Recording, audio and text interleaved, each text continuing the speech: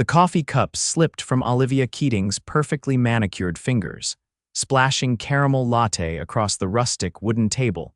Just as the realization hit her, she'd left her wallet in her other handbag. A hot flush of embarrassment crept up her neck as she frantically searched through her designer purse. Behind her, a line of impatient morning commuters shifted their weight and checked their watches. "I'm so sorry," Olivia stammered to the barista, a college student whose name tag read Mia.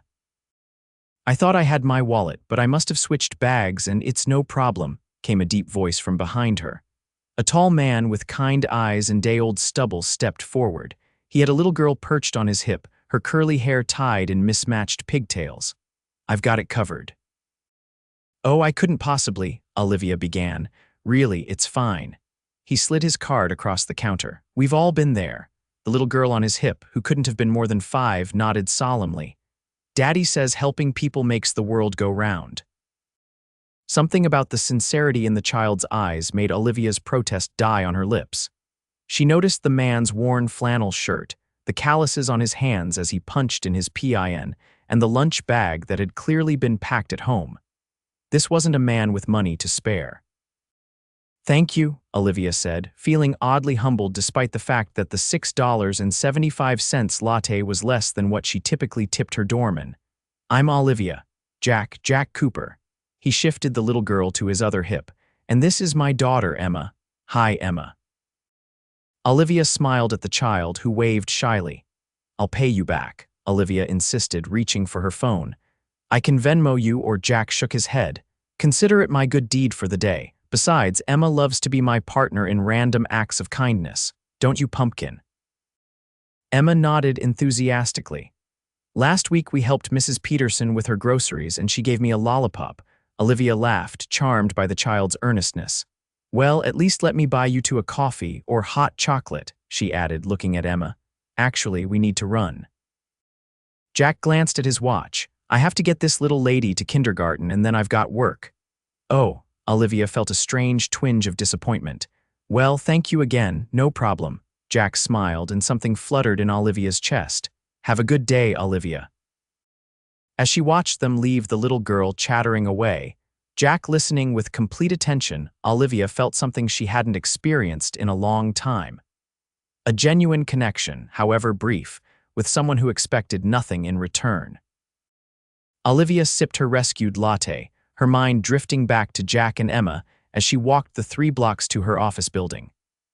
The Cooper and Blackstone logo gleamed on the side of the skyscraper, a daily reminder of her family's legacy and the empire she now controlled. At 32, Olivia was the youngest CEO in the company's history, taking over after her father's unexpected retirement following a minor heart attack. "Good morning, Miss Keating." The security guard greeted her as she swept through the lobby. "Morning, David," she replied, grateful that despite her position, she'd maintained her commitment to knowing every employee's name. The elevator whisked her to the top floor, where her assistant, Natalie, was already waiting with a tablet in hand. "The Tokyo call has been rescheduled for 11:30. The quarterly reports are on your desk, and the board is getting antsy about the Reynolds acquisition," Natalie reported, falling into step beside her. Olivia nodded, mentally shifting gears. "Tell Tokyo I can do 11:30, but I need the revised projections first. Schedule a meeting with the board for tomorrow morning. I'll have a decision on Reynolds by then." Yet as she settled behind her desk, her thoughts kept returning to the café, to Jack's kind eyes and Emma's innocent smile. To the fact that a man who clearly counted his pennies hadn't hesitated to help a stranger. 3 days later, Olivia found herself returning to the same café, though she told herself it was simply because they made good coffee. She certainly wasn't hoping to run into a certain single father and his charming daughter. But there they were, Jack in the same worn jacket, Emma swinging her legs at a corner table, while her father helped her with what appeared to be a craft project involving an alarming amount of glitter. Olivia hesitated, then made her decision. She ordered 3 hot chocolates and approached their table. "Room for one more?" she asked, balancing the tray carefully. Jack looked up, surprise giving way to recognition, then a warm smile. "Olivia, right, the woman without a wallet." Emma giggled and Olivia felt herself blushing. That's me, though I came prepared today. She set the tray down. I thought I'd return the favor. You didn't have to do that, Jack said, but he looked pleased. I wanted to. Olivia pulled out a chair. What are you two working on? A family tree for school, Emma explained seriously. But Daddy's not very good at cutting out the leaves. I'm a contractor, not a craft expert, Jack defended himself with a laugh. May I? Olivia asked, picking up the scissors. When Jack nodded, she began carefully cutting out the paper leaves. So you're a contractor, Jack nodded. Renovations, mostly small business, just me and a couple of guys. It's flexible, which helps with Emma. It's just us, Emma added matter-of-factly. Mommy lives in California with her new husband. She sends me presents sometimes. Olivia saw Jack wince slightly at his daughter's blunt explanation. Well, you two seem to make a great team, she said gently. The best, Jack agreed, ruffling Emma's hair. What about you? What do you do? The question she always dreaded. Olivia hesitated. I work in finance, she said vaguely. Corporate management. Sounds important, Jack commented, helping Emma glue a leaf to her paper tree. Some days, Olivia replied, feeling strangely reluctant to elaborate. Her world of board meetings and billion-dollar decisions seemed light years away from this table covered in glitter glue. They spent an hour together, finishing Emma's project and talking about everything and nothing. Jack told stories about his most disastrous renovation projects, and Olivia found herself laughing more than she had in months. Emma insisted on showing Olivia her collection of erasers shaped like animals, which she kept in a special pouch in her backpack. When Jack glanced at his watch and announced they needed to go, Olivia felt that same twinge of disappointment. This was fun, she said, helping them pack up the craft supplies. It was, Jack agreed. He seemed to hesitate, then added, Emma and I usually go to the park on Saturday mornings. Around 10, the one on Maple Street, they have a great playground. Olivia recognized the invitation for what it was. I love that park, she said, though she'd never actually been there. Maybe I'll see you there. That night, as Olivia sat in her penthouse reviewing acquisition reports, she found herself distracted. The numbers blurred as she thought about Jack's calloused hands and the way he listened so intently to his daughter. About the comfortable silence that had fallen between them as they worked on Emma's project together. Saturday couldn't come fast enough. The park was bustling when Olivia arrived, dressed in jeans and a sweater that had cost more than Jack probably made in a week, though she'd deliberately chosen her most casual outfit. She spotted them by the swings, Jack pushing Emma higher as she squealed with delight. Higher, Daddy, higher. Any higher and you'll be in orbit, kiddo, Jack laughed, giving her another push. Olivia approached, suddenly nervous. Room for one more astronaut, Emma's face lit up. Olivia, Daddy said you might come, but I didn't believe him. I always keep my promises, Olivia said, smiling at Jack, who was watching her with a warmth that made her heart skip. The morning passed in a blur of playground adventures, ice cream from a vendor, and comfortable conversation. Emma took Olivia's hand without hesitation, dragging her from the swings to the slide to the monkey bars. Jack watched with amusement as Olivia, who regularly intimidated Fortune 500 CEOs, allowed herself to be completely commanded by a 5-year-old. She likes you, Jack commented as they sat on a bench, watching Emma build a sand castle with another child. I like her too, Olivia replied honestly. She's wonderful. She can also be stubborn, messy, and occasionally tyrannical, Jack added with a laugh. But yes, she's pretty great. Olivia hesitated, then asked the question that had been on her mind. How long have you been on your own? Jack's smile faded slightly. 3 years. Emma was 2 when Kelly, that's her mom, decided that motherhood and marriage weren't for her after all. She moved to San Francisco with a tech executive she met at a conference. I'm sorry, Jack shrugged. It was hard at first, really hard, but honestly, we're okay now, better than okay. He looked at Emma, who was carefully placing a leaf on top of her sand tower. She deserves people in her life who want to be there. Olivia nodded, understanding more than she could say. Her own parents had been physically present but emotionally absent throughout her childhood, more concerned with the family business than with their only daughter. What about you? Jack asked, any terrible ex stories to share? Olivia laughed. Nothing worth telling. My last relationship ended about a year ago. He was nice enough, but… She trailed off, not sure how to explain that Richard had ultimately been more interested in her family's connections than in her. But not the right one, Jack finished for her. Exactly. Their eyes met, and for a moment neither spoke. Then Emma came running over, breaking the spell. "Daddy, Olivia, come see my castle. It has a moat and everything." As they admired Emma's architectural achievement, Olivia found herself wishing the day would never end.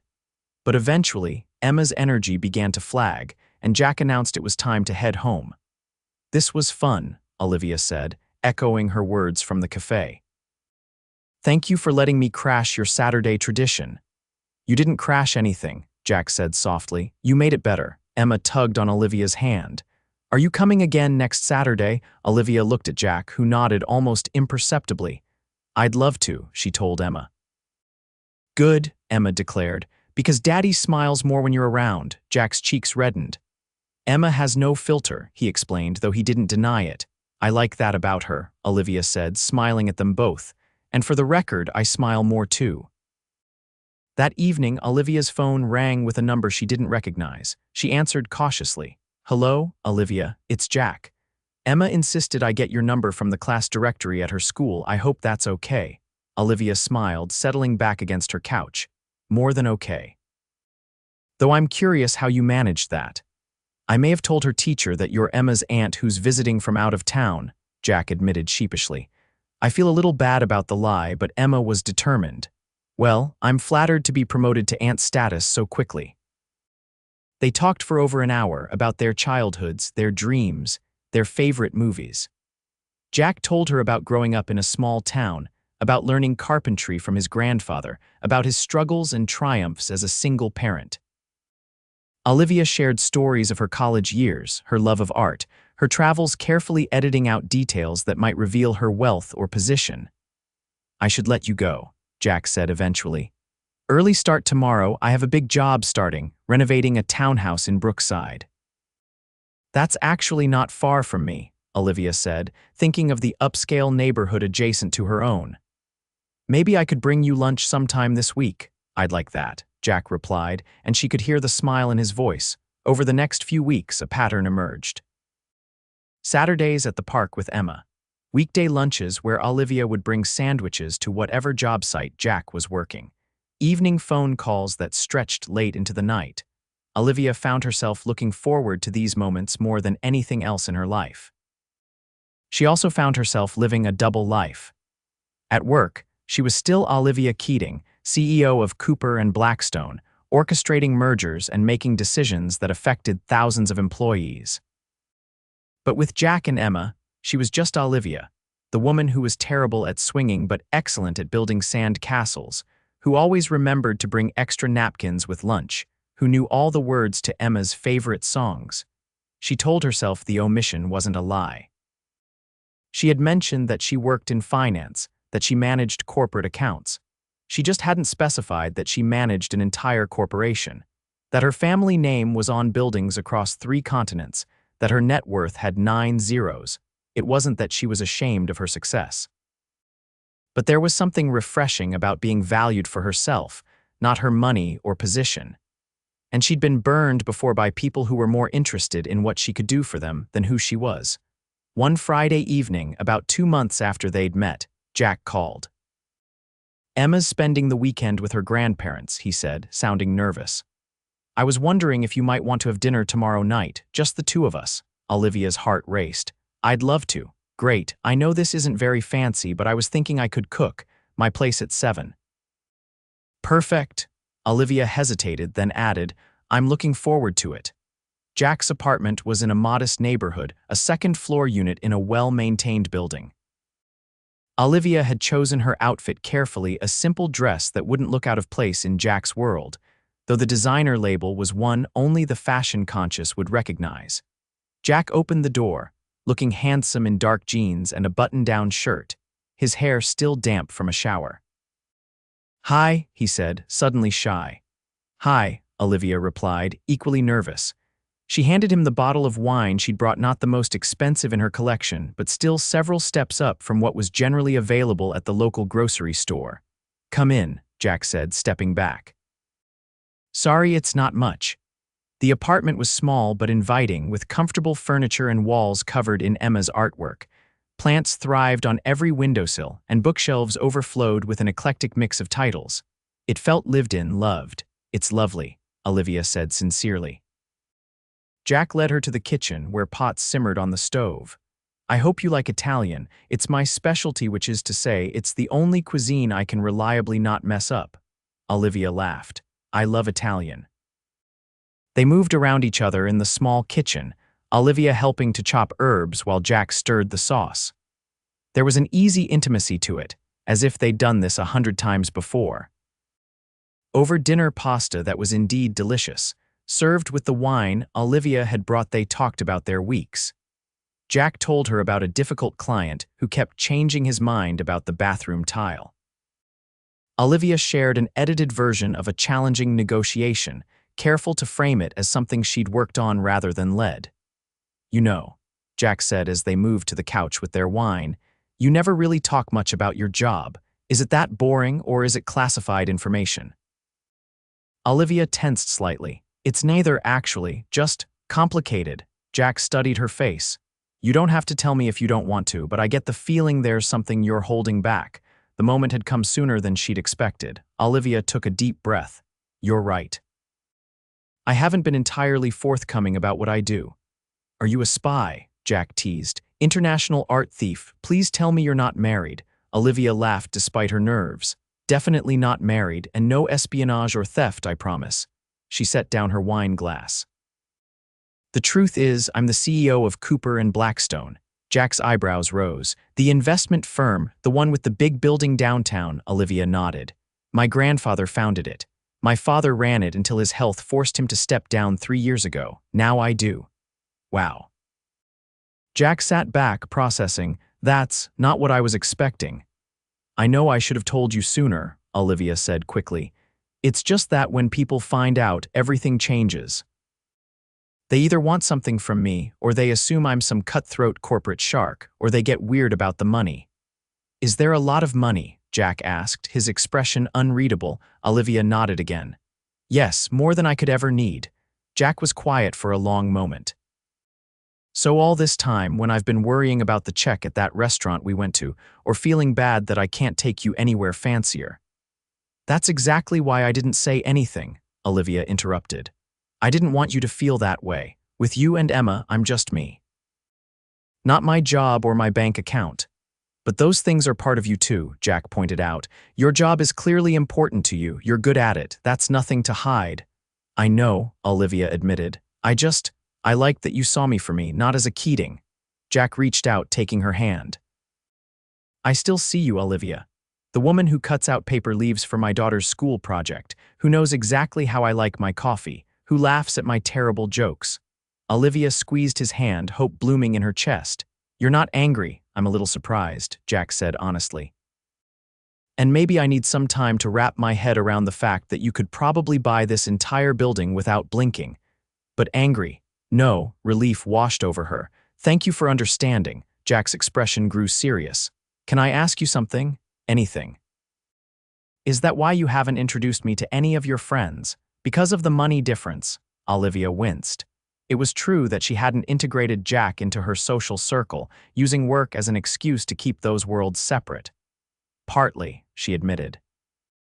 "But also because most of my friends are business associates. I work so much that I haven't maintained many real friendships." She met his eyes. "That's something I'd like to change, starting with properly introducing you to Natalie, my assistant, who's also my closest friend." Jack nodded slowly. "I'd like that." He paused. "And would you be willing to meet some of my friends? They're not exactly the country club type, but they're good people." "I'd love to," Olivia said sincerely. She hesitated, then added, "Does this mean we're officially something?" Jack's smile returned, warming his eyes. "I'd say we've been something for a while now. But yes, if you're asking if I want us to be together exclusively, properly together, the answer is absolutely yes." He leaned forward, and Olivia met him halfway. Their first kiss was gentle, questioning, but quickly deepened into something more. When they finally broke apart, both were breathless. "I've wanted to do that since that day in the park," Jack confessed. "When you let Emma bury your feet in sand and didn't even care about your expensive shoes." Olivia laughed. "I've wanted to kiss you since you paid for my coffee without a second thought." Jack pulled her close again. "Best $6.75 I ever spent." The months that followed were the happiest of Olivia's life. She gradually integrated Jack and Emma into her world, and they welcomed her into theirs. There were awkward moments like when Jack met her father at a charity gala and was clearly intimidated, or when Olivia attempted to help with Emma's Girl Scout troop and was hopelessly out of her depth, but they worked through them together. Jack's business began to flourish after Olivia's friend, Rebecca, hired him to renovate her vacation home, leading to referrals among their social circle. Olivia was careful to make it clear that Jack's success was due to his talent, not her connections, and Jack appreciated her understanding of his pride. Emma, for her part, took the revelation of Olivia's wealth with childish practicality. "Does this mean you can buy me a pony?" She'd asked when they finally explained things to her. "No ponies," Jack had said firmly. "But it does mean I can take us all to Disney World for your birthday," Olivia had added, earning a squeal of delight and a mock stern look from Jack. 1 year after their first meeting, Jack took Olivia back to the café where it had all begun. Emma was with them, practically bouncing with excitement because she was in on the secret. As they sipped their drinks coffee for the adults, hot chocolate for Emma, Jack reached into his pocket and pulled out a small velvet box. "I've been saving for this since our third date," he said, his voice thick with emotion. "It's not as fancy as what you're probably used to, but Jack," Olivia interrupted, tears already forming, "stop talking and ask me already." He laughed, opening the box to reveal a beautiful but modest diamond ring. "Olivia Keating, will you marry me? Will you be part of our family officially and forever?" "Yes," Olivia said without hesitation. "Yes to both of you." Emma clapped her hands as Jack slipped the ring onto Olivia's finger. The other café patrons, realizing what was happening, broke into applause. "I love you," Jack whispered, pulling Olivia close. "Not your money, not your connections, just you." "And I love you," Olivia replied. "The man who paid for a stranger's coffee and changed her life."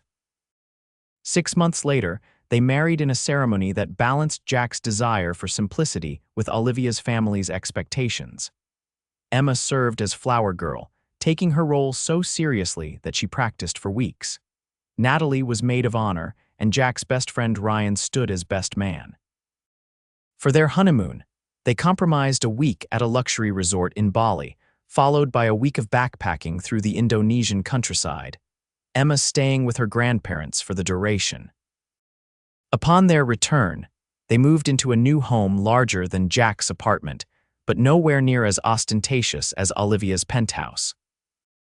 It was a beautiful old Victorian that Jack renovated himself, with a bedroom for Emma decorated exactly as she wanted, though they did talk her out of the ceiling painted like outer space, a workshop for Jack, and an office for Olivia for the days she worked from home. 2 years into their marriage, they welcomed a baby boy they named Benjamin, after Jack's grandfather. Emma took to big sisterhood with characteristic enthusiasm, if occasional bossiness. Olivia continued to run Cooper and Blackstone, though she delegated more and worked fewer hours. Jack's renovation business grew steadily, developing a reputation for quality work and fair prices. They established a foundation together, focusing on supporting single parents and children's education. On the 5th anniversary of the day they met, they returned once more to the café. It had changed hands twice and was now called Cooper's Corner, no relation to Jack. Just a coincidence that always made them smile. Emma, now 10 and increasingly independent, sat with her nose in a book while baby Ben, nearly 2, babbled happily in his high chair. "Do you ever think about how different our lives would have been if you hadn't forgotten your wallet that day?" Jack asked, reaching across the table to take Olivia's hand. Olivia shook her head. "I think we would have found each other somehow, but I'm glad it happened the way it did." She smiled at their children, then back at her husband. Who knew forgetting my wallet would be the best mistake I ever made? And paying for your coffee was the best money I ever spent, Jack replied, echoing his words from years before. Though I'm still waiting for my return on investment. Olivia laughed, leaning across the table to kiss him. I'd say you got a pretty good deal. The best, Jack agreed, smiling at his family, the family they had built together, bridging their different worlds to create something beautiful. Absolutely the best.